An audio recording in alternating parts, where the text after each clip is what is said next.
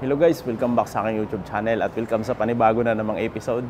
So ngayong episode guys, ay nandito tayo sa Macau International Airport. So may nag-request sa akin na gawan ko raw ng video dito sa Macau Airport at tinatanong din nila kung ano yung mga sasakyan papunta doon sa mga murang hotel. Ano nga ba guys ang pwedeng sakyan papunta doon sa Macau sa mga murang hotel, sa mga inn. So samahan nyo ako guys at kung bago ka lang dito sa aking YouTube channel, huwag mong kalimutang i-like, share, comment, and subscribe. At pindutin mo na rin yung notification bell para updated ka sa mga bagong video ng aking i-upload.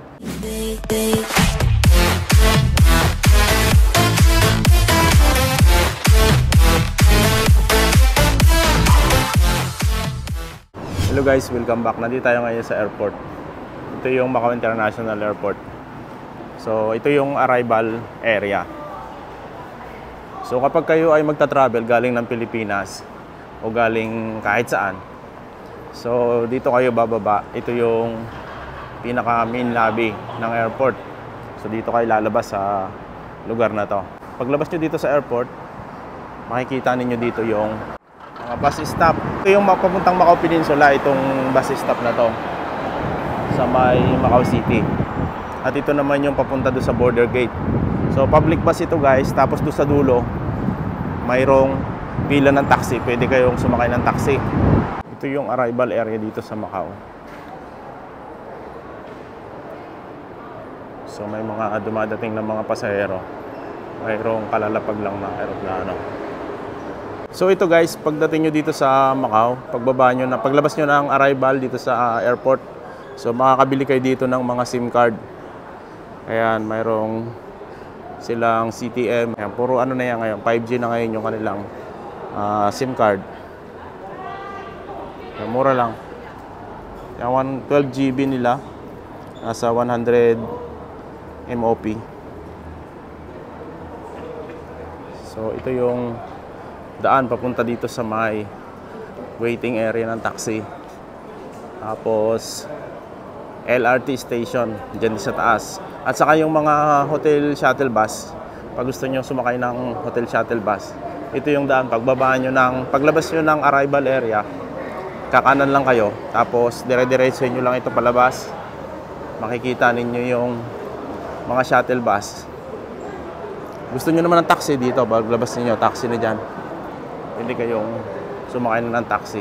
So ito guys yung parking lot ng mga tourist bus.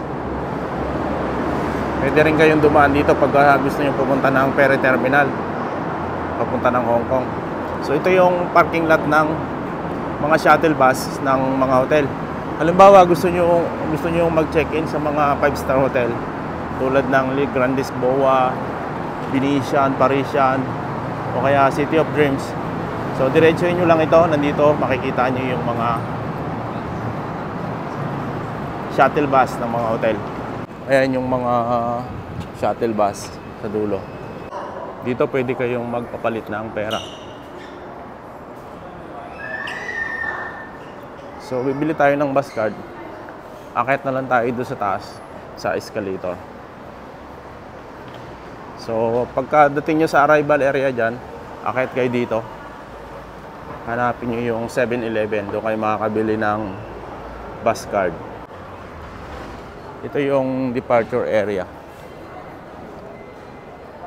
Doon sa baba kanina yung arrival. So kung bibili kayo ng bus card, dire-diretso lang ito. Makikita nyo doon sa dulo yung 7-Eleven.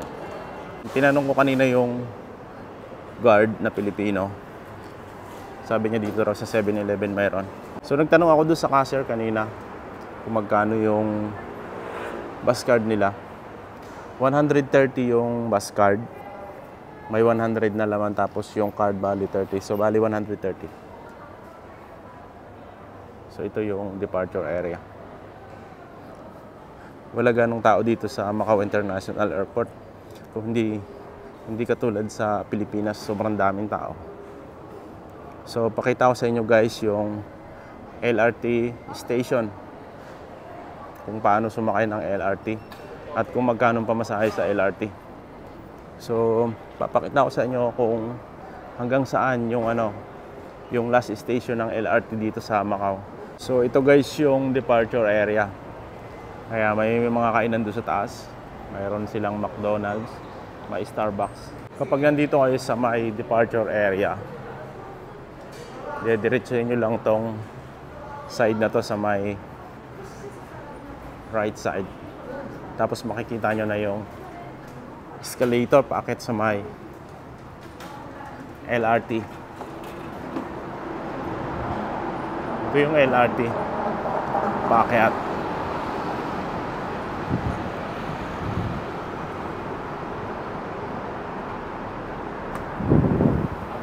Yan, sakay lang kayo dito guys. Doon kukuha kayo ng ticket ng inyong token. Pwede nyo gamitin yung InPay. Pwede nyo rin gamitin yung bus card. Pwede kayong gumamit ng cash. Ayan guys, galing tayo doon sa baba kanina. Ayan yung daanong LRT. So, ipapakita ko sa inyo kung paano bumili ng ticket o paano bumili ng kanilang token. Tapos, at kung magkano hanggang doon sa pinakadulo. Ito yung kanilang LRT station dito sa may airport. Ayan. So, pwede kayong bumili dito ng, kung kayo ay mayroong LRT card, pwede kayong bumili dito ng ticket. Ayan, gamit nyo lang yung kanilang LRT card. Ito yung kanilang vending machine. Ito yung entrance. Tapos dito yung bilihan ng ticket. So ito yung station guys. So mayroong 12 station itong LRT. Simula dito sa may Taypa Ferry Terminal hanggang sa Bara. Yan, Macau Peninsula na yung Bara. So ayun yung airport. Nandiyan tayo ngayon. So ito rin yung kanilang mode of fare. So, unang station ay $6. Tapos, 8. Ang sunod ay 8, 10 at saka 12. So, yan yung single journey. So, kapag ikaw ay children or person with disability, medyo mura yung pamasahe. Kapag ikaw naman ay adult na may LRT card, mas mura din yung pamasahe. 3 hanggang 6 lang hanggang sa dulo. Tapos kapag ikaw ay senior citizen o kaya student, pag senior citizen, libre. So, bibili tayo ng ating pamasahe. So, ito yung ating pamasahe, guys.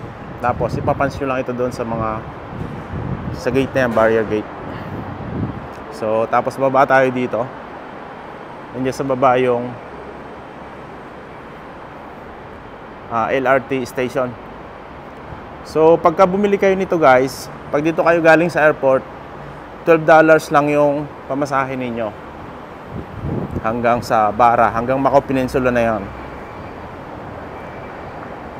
Yan yung riles ng LRT. So, maliit lang yung LRT dito, 2 bagon lang siya.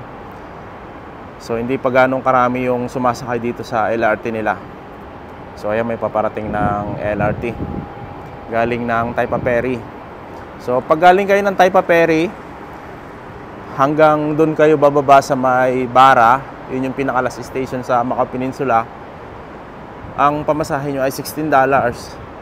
Pero kung dito kayo manggagaling sa airport, ang pamasahe nyo lang ay $12 hanggang doon sa may Macau Peninsula. So, bagong station yung doon sa may Macau Peninsula, yung doon sa Bara. So, pagkagaling kayo dito sa airport, sumakay kayo ng LRT hanggang Bara, pwede na kayong sumakay ng bus doon sa Bara Terminal. Pwede na kayong sumakay ng number 2 na bus, number 5, number 10, hanggang doon sa mga hotel. Malapit lang doon yon. So, medyo mabilis yung biyahe kapag LRT yung sinakyan ninyo. So, ayan guys, may ilaw na green. So, ibig sabihin paparating na. So, ito yung mga station. So, bali, 11 station na lang pag galing na kayo dito sa airport. Madadaanan nyo rin yung mga malalaking hotel. Papakita ko sa inyo mamaya. Ayun na yung LRT. So, unahan tayo masasakay para pakita ko sa inyo. So, sakay tayo guys. So, walang pasahero, ako lang. Tapos doon sa kabilang bagon, Mayroong dalawang sumakay. So ayan, paalis na. Yun yung operator kasama natin. Ayan, dito tayo sa may airport tapat. Pupunta ito dun sa may Utay. Ayan yung Venetian, kitang-kita dito. So mas maganda sana kung araw tayo nakasakay para kitang-kita. Ayan na yung next station. MUST.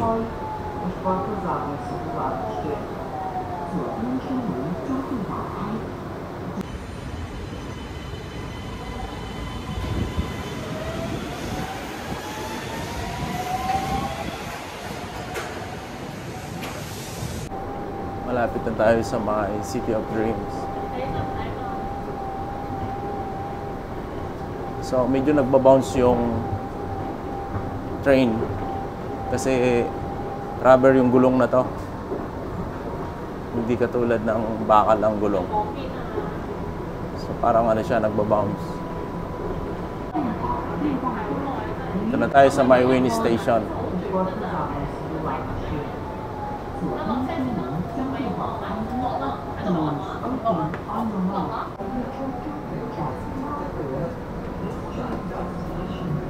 Ito na yung Wynn Palace. Ito na yung station dito sa may Studio City.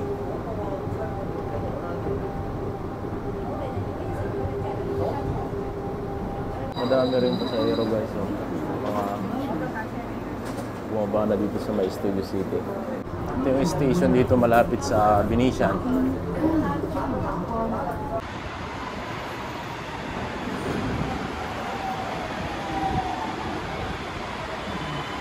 So ayan guys, nandito tayo ngayon sa loob ng tulay. Ito yung ilalim ng tulay.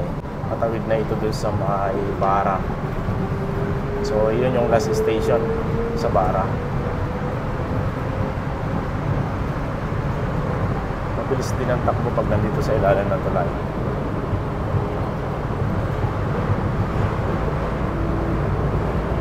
Mahaba itong tuloy na to.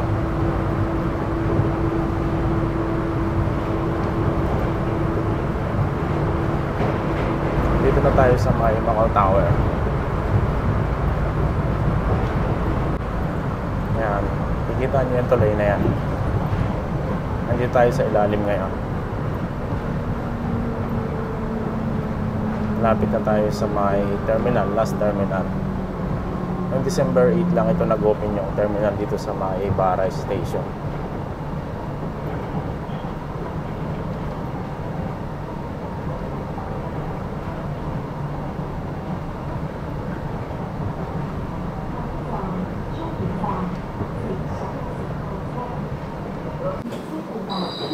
So, baba na tayo guys.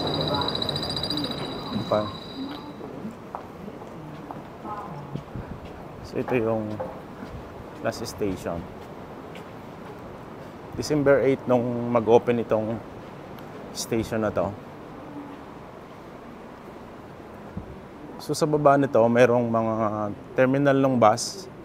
Pwede kayong sumakay ng bus, public bus.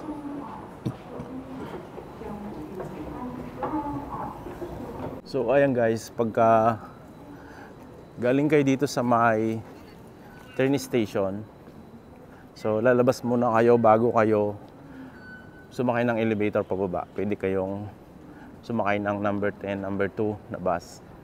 So ito na yung last terminal Bara. So lalabas tayo.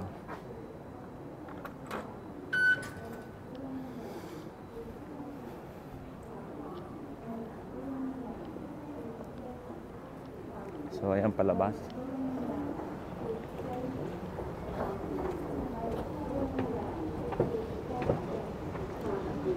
So, ito yung labas ng train station. Paglabas nyo dito, lakad lang kayo papunta dito. Tapos, makikita nyo na itong elevator na to. Papunta ito doon sa may bus station. Ayan o, nakalagay naman.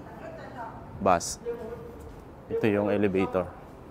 So ito guys, nasa basement 1 yung bus station.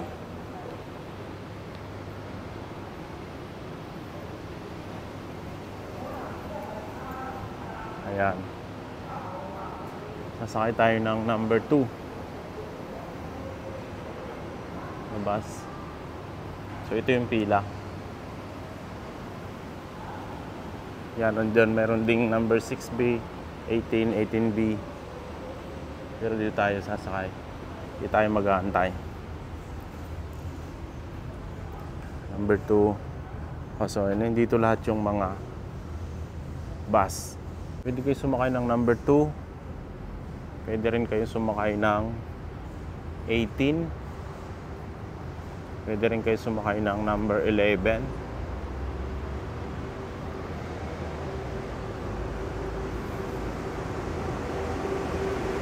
So, may number 11.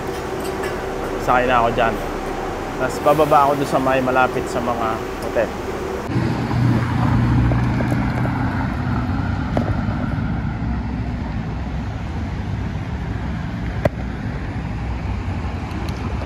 Tatapusin ko na dito guys yung aking video at maraming salamat sa palagi niyong panonood na aking mga video.